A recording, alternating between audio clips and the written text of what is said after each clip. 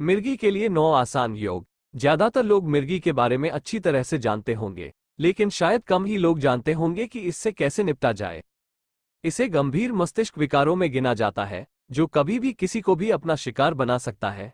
हालांकि उपचार के कई आधुनिक विकल्प उपलब्ध हैं, लेकिन उनके दुष्प्रभाव समस्या को और भी जटिल बना सकते हैं। ऐसे में मिर्गी से बचाव और इलाज के लिए योग एक सटीक और सुरक्षित विकल्प साबित हो सकता है। इस लेख में मिर्गी के लिए योगासनों के बारे में जरूरी जानकारी दी जा रही है कि कैसे योग मिर्गी से बचने में मदद करता है। चलिए लेख शुरू करते हैं। आइए सबसे पहले जानते हैं कि योग मिर्गी में कैसे फायदेमंद है। विषय सूची। मिर्गी में योग कैसे फायदेमंद है। हाउ डज योग हेल्प विद एपिलेप्सी इन हिंदी। मिर्गी के लिए योग। हिंदी में अक्सर पूछे जाने वाले प्रश्नों। मिर्गी में योग कैसे फायदेमंद है। हाउ डज योग हेल्प विद एपिलेप्सी इन हिंदी।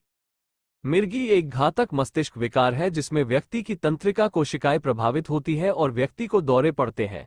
मिर्गी के दौरे व्यक्ति को मानसिक और शारीरिक रूप से प्रभावित करते हैं, इसलिए इसका इलाज करना जरूरी हो जाता है। आधुनिक दवाओं के अलावा योग भी मिर्गी से बचाव का एक प्रभावी तरीका हो सकता है। योग में ऐसे कई आसन हैं जो केंद्रीय तंत्रिका तंत्र की कार्यप्रणाली में सुधार करके उसे ठीक से काम करने में मदद करके मिर्गी से निपटने में मददगार साबित हो सकते हैं। योग मिर्गी के कारणों जैसे तनाव को भी ठीक करके मिर्गी की रोकथाम कर सकता है। आइए जानते हैं मिर्गी के लिए योग आसन के बारे में। मिर्गी के लिए योग। हिंदी में मिर्गी रोग के लिए योगासन और उसकी विधि की सटीक जानकारी आपको बिंदुवार तरीके से दी जा रही है। 1. उत्तानासन। उत्तानासन के जरिए मिर्गी की समस्या से बचा जा सकता है। दरअसल एक वैज्ञानिक अध्ययन के अनुसार यह बताया गया कि उत्तानासन से मानसिक तनाव कम होता है। जैसा कि बताया गया है, तनाव भी मिर्गी का एक मुख्य कारण है, इसलिए तनाव पर नियंत्रण रखकर मिर्गी की समस्या से बचा जा सकता है। जानिए उत्तानासन कैसे करें। सबसे पहले किसी समतल सतह पर योगा मैट बिछा लें। अब सावधान मुद्रा में खड़े हो जाएं। अब अपने हाथों को ऊपर की ओर ले जाएं। अब हाथों को मोड़े बिना सामने की ओर झुकें। फिर दोनों हाथों से दोनों पैरों के पंजों को छूने की कोशिश करें। सावधान रहें कि आपके घुटने बिल्कुल भी न मुड़ें। अपनी क्षमता के अनुसार अपने सिर को घुटनों के पास ले जाएं। जब आप इस प्रक्रिया को आसानी से कर सके तो अपने हाथों को पैरों के पीछे की तरफ ले जाएं और एड़ियों के ऊपरी हिस्से को पकड़ने की कोशिश करें। अब कुछ देर इसी मुद्रा में रहने का प्रयास करें, फिर धीरे धीरे अपनी प्रारंभिक अवस्था में आ जाएं। ये चक्र 4 से 5 बार किया जा सकता है। सावधानियां। अगर कोई घुटने या पीठ दर्द की समस्या से पीड़ित है तो इस योग को करने से बचें। ध्यान रखें कि खाना खाने के तुरंत बाद इस योग को न करें। 2. मत्स्यासन। इस योगासन में शरीर की मुद्रा कुछ मछली की तरह होती है। मत्स्यासन योग तनाव को कम करने में मदद कर सकता है। आपको बता दें कि तनावपूर्ण स्थितियां मिर्गी के मरीजों में दौरे का कारण बन सकती हैं। ऐसे में माना जा सकता है कि तनाव कम करके मिर्गी के खतरे को कुछ हद तक कम किया जा सकता है। कैसे करें। सबसे पहले फर्श पर योगा मैट बिछा लें। अब पद्मासन की मुद्रा में बैठ जाएं। अब धीरे धीरे पीछे की ओर झुकें और पीठ के बल लेट जाएं। फिर दाएं हाथ से बाएं पैर को पकड़ें और बाएं हाथ से दाएं पैर को पकड़ें। इसके बाद गहरी सांस लें और छाती को ऊपर उठाने की कोशिश करें। ध्यान रखें कि इस दौरान सिर जमीन को छूना चाहिए। अब कुछ सेकंड तक इसी मुद्रा में रहने का प्रयास करें। अब सांस छोड़ें और अपनी प्रारंभिक स्थिति में वापस आ जाएं। इस योग चक्र को 2 से 3 बार किया जा सकता है। सावधानियां। रीढ़ की हड्डी की बीमारी से पीड़ित महिलाओं और गर्भवती महिलाओं को ये योगासन करने से बचना चाहिए। 3. बालासन। इसे चाइल्ड पोज के नाम से भी जाना जाता है। इस आसन को करने के फायदे मिर्गी के खतरे से भी बचा सकते हैं। दरअसल दौरे तब पड़ते हैं जब तंत्रिका कोशिकाएं या न्यूरॉन्स गलत संकेत भेजते हैं। वहीं बालासन योग के जरिए केंद्रीय तंत्रिका तंत्र की कार्यप्रणाली में सुधार किया जा सकता है, जिससे मिर्गी को रोकने में मदद मिल सकती है। कैसे करें। सबसे पहले किसी समतल जगह पर योगा मैट बिछा लें। अब अपने घुटनों को मोड़ें और अपनी एड़ियों पर बैठ जाएं। ध्यान रखें कि कूल्हों को एड़ियों पर ही रखना है। अब आगे की ओर झुकें और अपने माथे को जमीन पर टिकाने का प्रयास करें।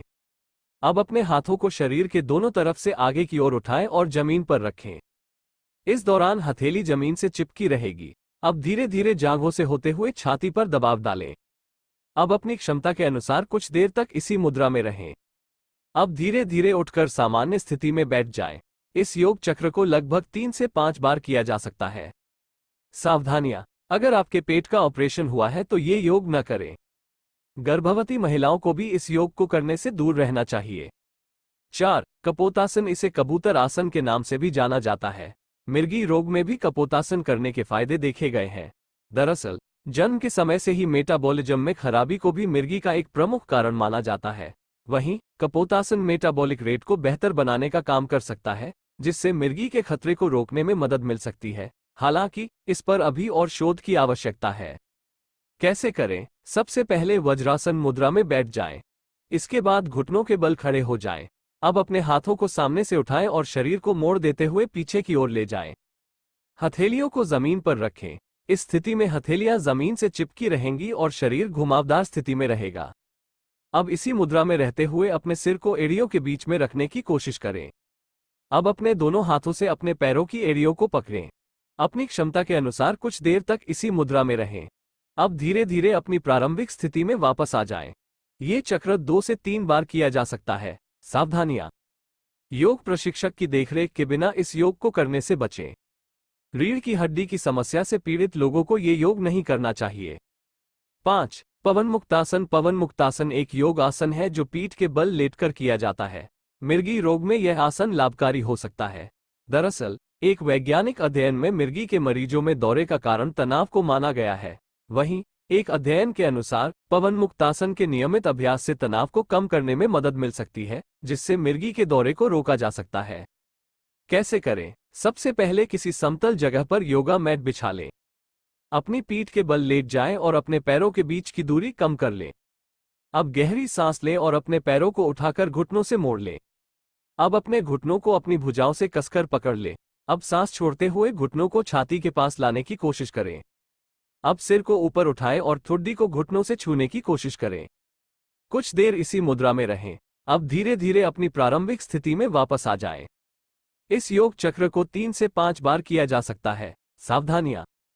अगर आप कमर दर्द की समस्या से परेशान हैं तो इस योग को करने से बचें।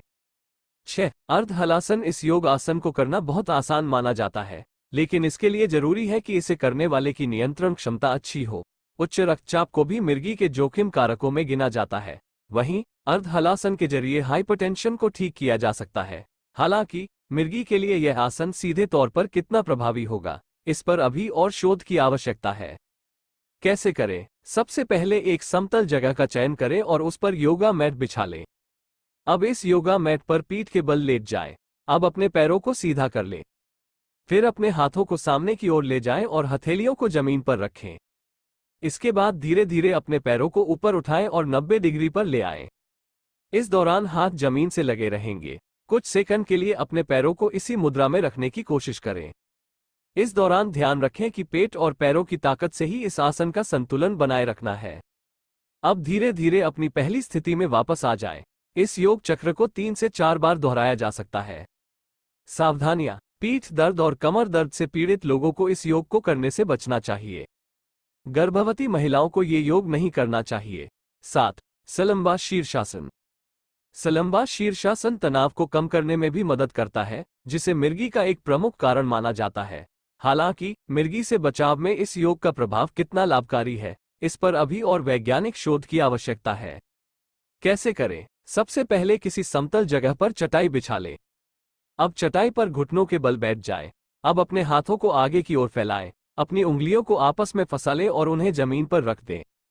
अब अपने सिर को दोनों हथेलियों के बीच रखें। अब अपने सिर को अपनी हथेलियों पर टिकाएं। गहरी सांस लें और धीरे धीरे अपने घुटनों को जमीन से ऊपर उठाएं। अब अपनी कमर को सीधा करने का प्रयास करें। ध्यान रखें कि शरीर का वजन हथेलियों पर होना चाहिए।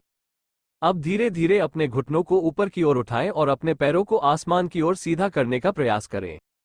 पैरों को सीधा करने से सिर के सहारे शरीर 90 डिग्री की स्थिति में आ जाएगा।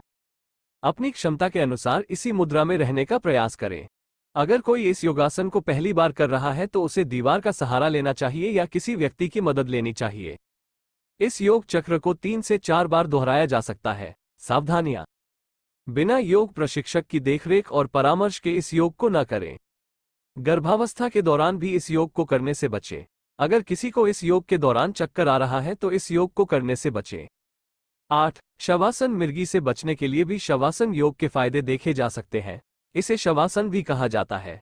जैसा कि हमने लेख में ऊपर जानकारी दी है कि तनाव भी मिर्गी के मरीजों में दौरे का एक कारण है। वहीं शवासन योग तनाव को कम करने में मदद कर सकता है। इससे दौरे के खतरे से बचा जा सकता है। कैसे करें? समतल सतह पर योगा मैट बिछाएं और पीठ के बल लेट जाएं। अब अपने दोनों हाथों को शरीर से 1 फुट की दूरी पर रखें।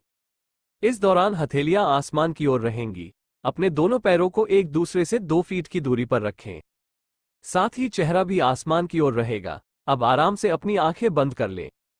अब सामान्य रूप से सांस अंदर बाहर करते रहें। कुछ देर इसी मुद्रा में रहें। अब सामान्य स्थिति में आ जाएं। अच्छे परिणाम के लिए इस आसन को रोजाना किया जा सकता है। सावधानियां। अगर किसी को पीठ, हाथ या सिर में चोट लगी हो तो उसे इस योग को नजरअंदाज करना चाहिए। 9. अनुलोम विलोम। अनुलोम विलोम एक प्रकार का प्राणायाम और श्वास व्यायाम है। ये तंत्रिका तंत्र को आराम देने में मदद कर सकता है, जो मिर्गी के दौरों को नियंत्रित करने में मदद करता है। इस प्राणायाम में एक नाक से सांस लेते हैं और दूसरे से छोड़ते हैं। कैसे करें? एक साफ जगह चुनें और वहां योगा मैट या साफ चादर बिछा लें। ध्यान रखें कि अनुलोम विलोम के लिए केवल दाहिने हाथ का अंगूठा और दाहिने हाथ की मध्यमा उंगली का उपयोग किया जाएगा। अब आपको पद्मासन की मुद्रा में बैठना है, यानी अपने बाएं पैर के पंजे को अपनी दाहिनी जांघ पर और अपने दाहिने पैर के पंजे को अपनी बाईं जांघ पर रखें। जो लोग पद्मासन में नहीं बैठ सकते वे सुखासन में बैठ सकते हैं। अगर किसी के लिए जमीन पर बैठना मुश्किल हो तो वो कुर्सी पर बैठ सकता है। अपनी कमर सीधी रखें और अपनी दोनों आंखें बंद कर लें। लंबी गहरी सांस लें और धीरे धीरे सांस छोड़ें। इसके बाद खुद को एकाग्र करने का प्रयास करें। इसके बाद अपने दाहिने सीधे हाथ के अंगूठे से अपनी दाहिनी नासिका को बंद कर लें और बाईं नासिका से धीरे धीरे गहरी सांस लें। अपनी सांस लेने पर जोर न दें, जितना संभव हो सके उतनी गहरी सांस लें। अब दाएं हाथ की मध्यमा उंगली से बाईं नासिका को बंद करें और दाईं नासिका से अंगूठे को हटाते हुए धीरे धीरे सांस छोड़ें। कुछ सेकंड के लिए रुकें और दाहिनी नासिका से गहरी सांस लें। अब दाएं अंगूठे से दाएं नासिका छिद्र को बंद करें और दाएं हाथ की मध्यमा उंगली को बाएं नासिका छिद्र से हटाकर धीरे धीरे सांस छोड़ें। इस प्रकार अनुलोम विलोम प्राणायाम का एक चक्र पूरा हो जाएगा। ऐसे 5 से 7 चक्र एक बार में किए जा सकते हैं। ये प्रक्रिया रोजाना करीब 10 मिनट तक की जा सकती है। सावधानियां। अनुलोम विलोम के फायदे शाम की अपेक्षा सुबह 8 बजे से पहले ज्यादा होते हैं। अगर कोई पहली बार अनुलोम विलोम कर रहा है तो किसी योग प्रशिक्षक की देखरेख में ही इसका अभ्यास करें।